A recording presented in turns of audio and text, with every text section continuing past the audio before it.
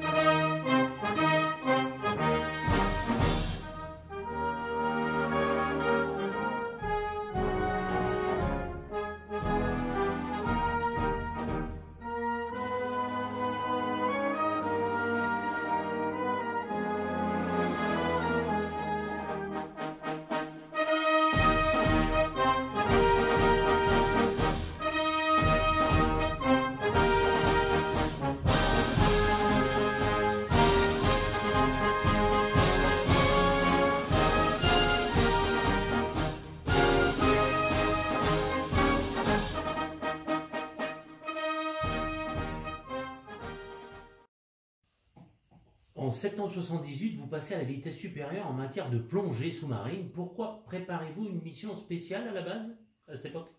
Alors, on s'était dit qu'en faisant le catalogue de tous les lieux où pouvait se dérouler une prise d'otage, qu'on appelle ouverte, hein, je veux spécifier par rapport à la prise d'otage fermée, c'est celle que l'on peut filmer, où la télévision n'est pas loin, les médias sont pas loin, pour faire parler de l'événement. D'accord. C'est que ça pouvait se passer sur, il n'y avait pas encore de gros navires de croisière, mais il y avait des bateaux, mais également il y avait des gros tankers.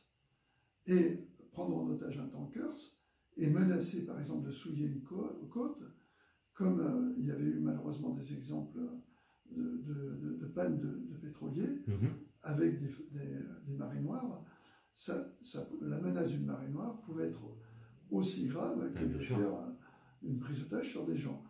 Alors, pour monter sur un tankers, c'est pas facile. Non. Il fallait faire ce qu'on appelle du franchissement, avoir des plongeurs. Donc, j'avais fait depuis le début de l'entraînement plongée, mais quand Paul Baril est arrivé, qui était lui spécialiste plongée, on a fait une équipe de plongeurs destinée à préparer l'abordage en toute discrétion d'un pétrolier ou d'un navire qui transporte des passagers et sur lequel pouvait se dérouler une prise d'otage. D'accord. Bien, bien.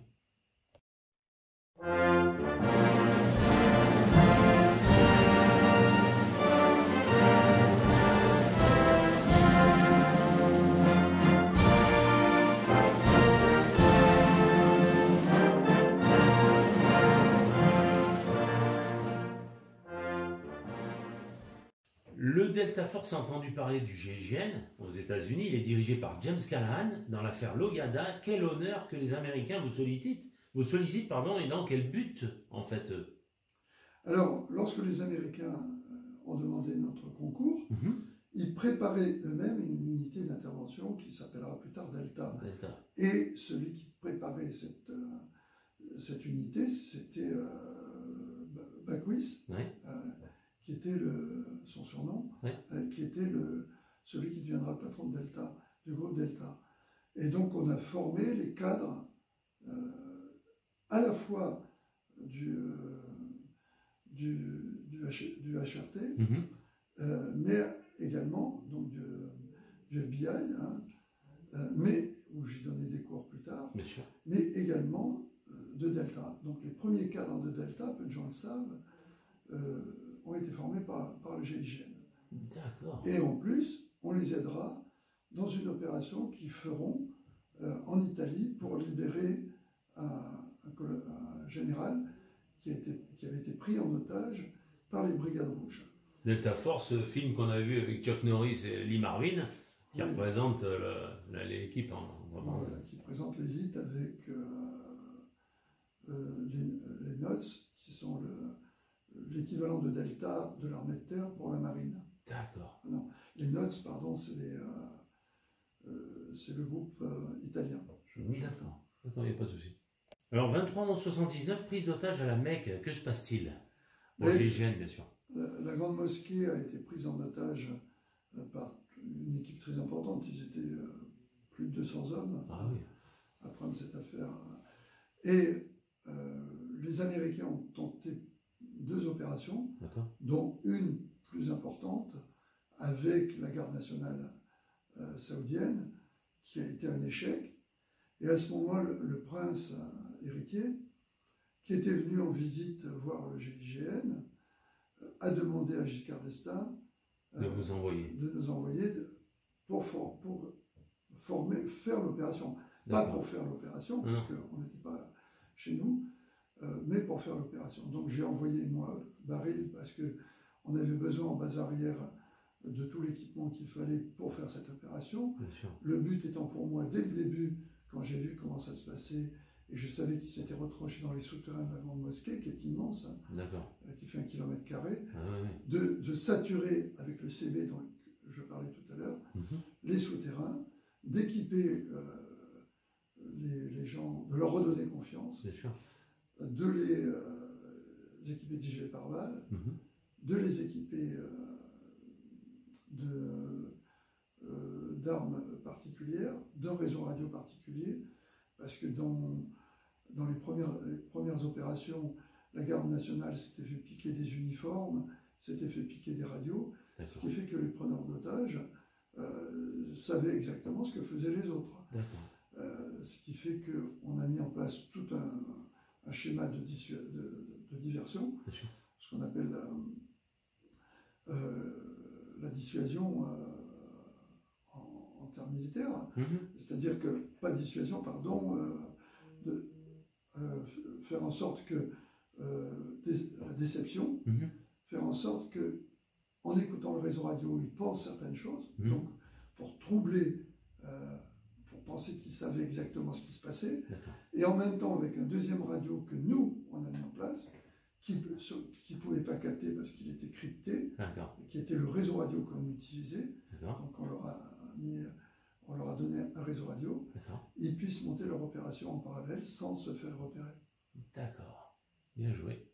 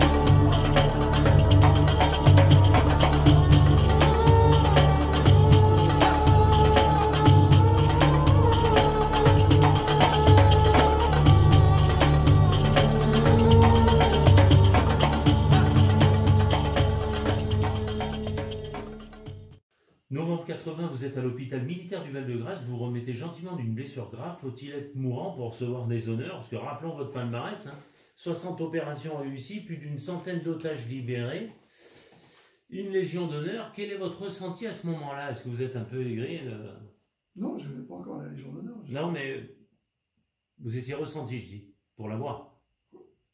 Non, j'avais la légion d'honneur effectivement à cette époque. Non, mais quel est votre ressenti quand je vous dis au début, faut être blessé pour avoir quelque chose parce que... En fait, c'est pas ce qui s'est passé, c'est que je devais être, avant le coup de fusil que j'ai pris en opération à Pauillac, je devais être ce qu'on dit, au tableau. Voilà. J'étais capitaine et je devais passer commandant. C'est ça. Et le général me reçoit en me disant « Oh ben non, vous n'êtes pas dans les clous. » C'est ça. Et j'étais fou furieux parce que, non pas de ne pas être commandant, mais qu'on vienne me dire que dans le fond j'étais un officier normal. Et je me suis énervé face au général, j'ai dit « Écoutez, je mesure 1m87, je m'appelle Christian Poteau, je suis né en 44, je ne suis pas comme les autres, je suis différent. Et en plus, j'ai fondé le GIGN. » Alors il me regarde surpris, je lui dis, je ne vous parle même pas de toutes les opérations, de tous les otages que j'ai libérés et du nouveau métier que j'ai inventé. Très surpris, il me dit, bon, ben, ça ne dépend pas de moi, ça dépend de la direction. Et je me rappellerai toujours, je reviens de cet entretien qui était un entretien obligatoire. Bien sûr. Et je vois le général Baudonnet, à l'époque colonel. On est dans le bâtiment qui porte son nom ici. Et le colonel Baudonnet, qui me soutenait, qui avait dit que je devais être nommé en priorité puisque j'avais un palmarès exceptionnel. J'étais un officier atypique, mais différent des autres, mais avec un résultat important, une renommée mondiale pour la gendarmerie. Et il me dit, je savais qu'il ne vous nommerait pas, vous n'avez pas le cursus qu'il faut, et tout. Et quand je prends mon coup de fusil, il est le premier à venir me voir à l'hôpital, et il me dit, ils sont foutus. C'est ou la Rosette, puisque j'étais chevalier de la Légion d'honneur, et c'est Giscard qui m'avait fait nommer, pas la gendarmerie, il faut quand même le souligner. Ils sont foutus, c'est ou la Rosette, ou le grade de commandant. Et comme vous êtes trop jeune pour eux pour avoir la Rosette, de la Légion d'honneur, vous allez être au tableau, c'est sûr. Et on m'annonce que le directeur de la gendarmerie vient me voir, et il rentre dans mon bureau, dans ma chambre, pardon, et dit, mon capitaine, je suis très heureux de vous annoncer que je peux vous appeler maintenant mon commandant parce que vous êtes au tableau.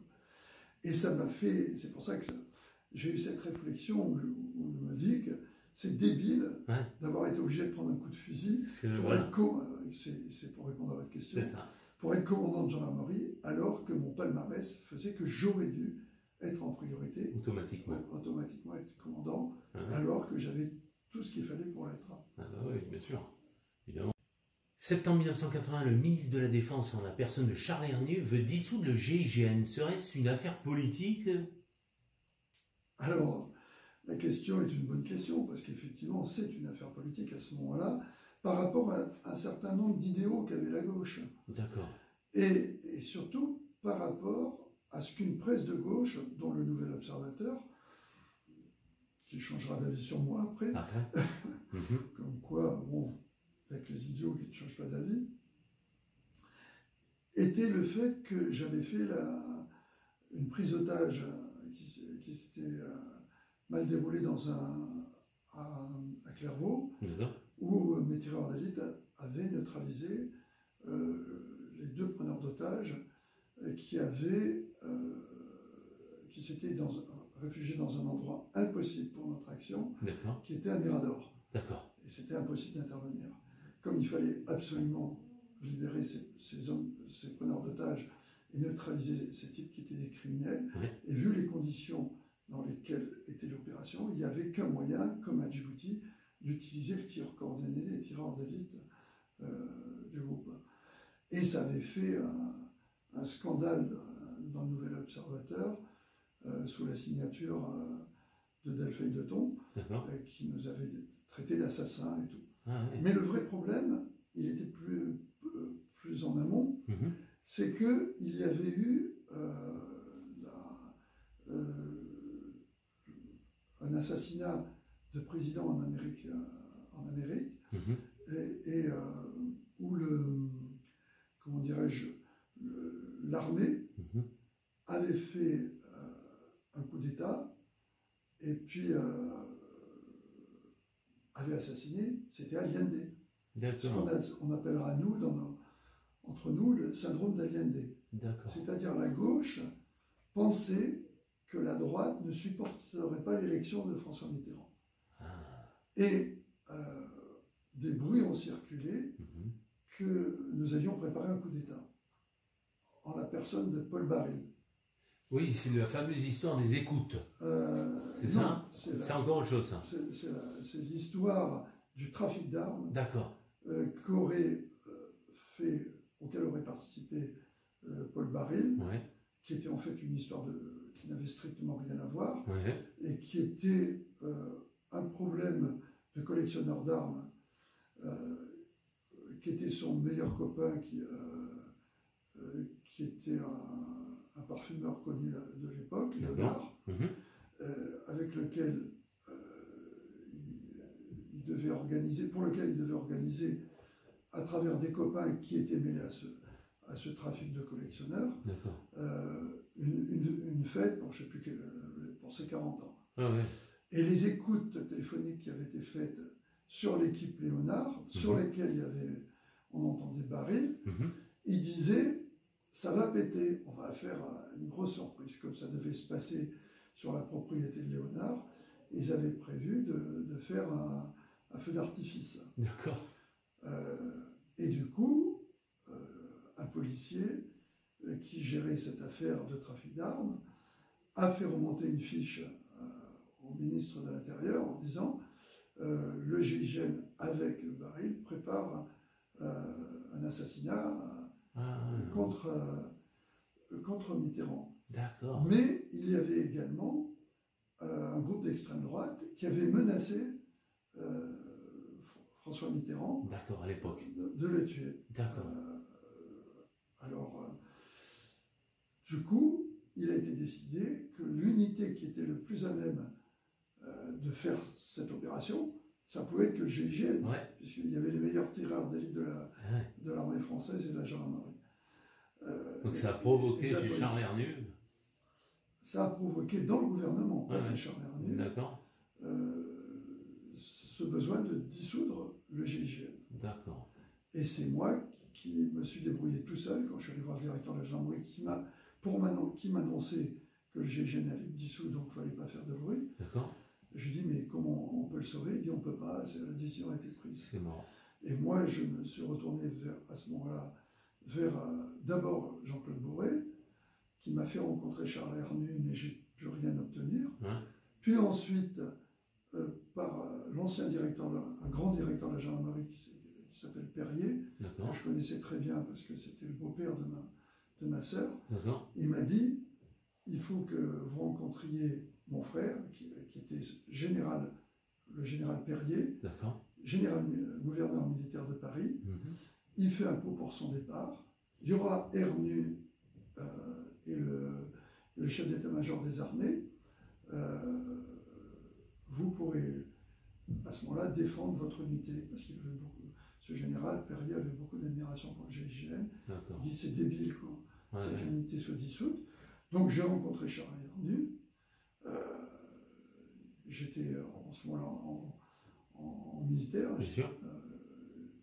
en tenue de cérémonie. Et je lui dis, voilà, monsieur le ministre, avant de dissoudre le GIGN, j'aimerais que vous le voyiez pour que vous puissiez juger de ce qu'il est capable de faire et surtout de ne pas faire. Étant sous-entendu, faire ce coup d'État dont on le menace, on dit qu'il serait la principale menace pour le président Mitterrand. Alors, il se dit, oui, effectivement, vous avez raison. Il se retourne vers le Sénat, il dit, vous en pensez quoi, mon général? Et le général, qui était pourtant un taiseux, lui dit, c'est une parole d'officier. Alors, ça a bien planté le décor. Il dit, bon, écoutez, vous allez appeler mon secrétariat et je vais faire une visite au GIGN. Et du coup, au mois de mars, il fera une visite au GIGN avec la commission parlementaire de défense, qui bien sûr était majoritairement de gauche. Et il a été décidé que le GIGN non seulement serait reconduit dans sa mission, mais un mois plus tard, me sera confiée la mission d'assurer, ce qui est un paradoxe, d'assurer la sécurité de François Mitterrand, dont on avait supposé, par l'enquête imbécile qu'avait faite un commissaire de police, pour se faire bien voir, cette menace qui était le GIGN devenait ceux qui le protégeront. Et c'est comme ça que je suis allé à l'Élysée. D'accord.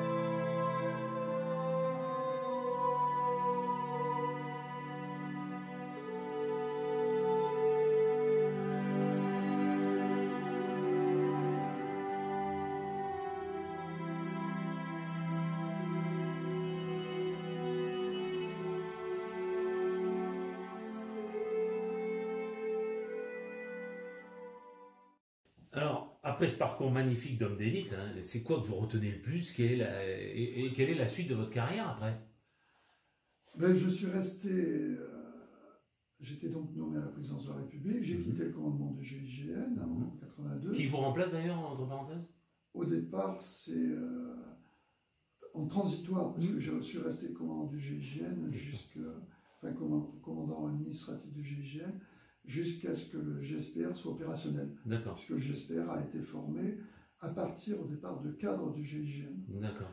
Donc c'est Masselin, qui est capitaine Masselin qui m'a remplacé, Baril ayant eu quelques démêlés après, qui ont fait qu'il a préféré, comme on lui a demandé de quitter le GIGN, il a préféré quitter la gendarmerie. Donc il quittera la gendarmerie au mois d'août de l'année suivante, 83. C'est ça. Et moi, je deviendrai conseiller du président de la République. Ouais.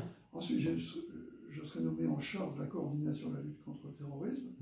Donc, je mettrai en place les bases de tout ce qui sera fait après, avec un vrai problème avec Badinter qui ne voulait pas que je mêle la justice à cette formation, ce qui amènera à ce qu'on ait quelques soucis avec l'équipe que j'ai formée, puisqu'à chaque fois, ça s'est traduit en juridique au lieu d'être avec le soutien du juridique. C'est ça. Mais qui conduira malgré tout, au cours de la première cohabitation, Charles Pasqua à mettre, parce que je lui avais dit, il faut absolument associer la justice à la mission de lutte contre le terrorisme, et ce qui sera associé avec les juges dits antiterroristes, qui sera la suite de l'équipe que j'avais faite à l'Élysée. Il me sera ensuite confié une mission après la coordination de la lutte antiterroriste, une mission pour la sécurité des Jeux Olympiques, tout en gardant la sécurité de François Mitterrand. Donc que je conserverai jusqu'à son départ en 1995. Ensuite, je serai en charge de plusieurs missions, donc je serai préfet délégué en mission de service public. J'ai assuré plusieurs missions à l'étranger. Et jusqu'à ma retraite, je ferai que des missions ponctuelles comme celle-là pour des États. Voilà. Il y a des missions dont je ne peux pas parler. Donc, non. Et vous deviendrez donc auteur et conférencier en même temps après, alors. Voilà, donc je deviens retraité effectivement en 65. Et je continuerai mes missions tout en écrivant des livres que j'ai écrits les premiers. Non, en 75, pardon. 75 de quoi, pardon? La retraite, c'est 65? Non, à 65 ans. Oui, pardon, excusez-moi. À 65 ans, pardon. D'accord. Je deviens retraité officiel, donc je transforme mes missions que j'ai eues, en particulier une dont je peux parler, qui est la sécurité des sites touristiques après l'attentat d'Hatshepsut en 2000, en 99 en Égypte. Je ferai de la formation pour les unités spéciales un peu partout dans le monde. D'accord. Ah bah, très bien. Mon commandant, je dirais même mon colonel, merci de nous avoir accordé cette belle émission. Et on vous souhaite une belle continuation. Qu'est-ce que vous préparez là? Quelque chose de précis? Un autre livre peut-être? Je prépare un autre livre. Super. Qui est un livre sur, en gros, les 50 ans que j'ai connus sur la lutte contre le terrorisme, pour expliquer pourquoi on est toujours en retard. D'accord. Et à la fin du reportage, je mettrai « Sauver des vies au mépris de la sienne ». C'était votre devise, hein? Alors, notre devise a été transformée. C'était, au départ, « Sauver des vies au péril de la sienne ».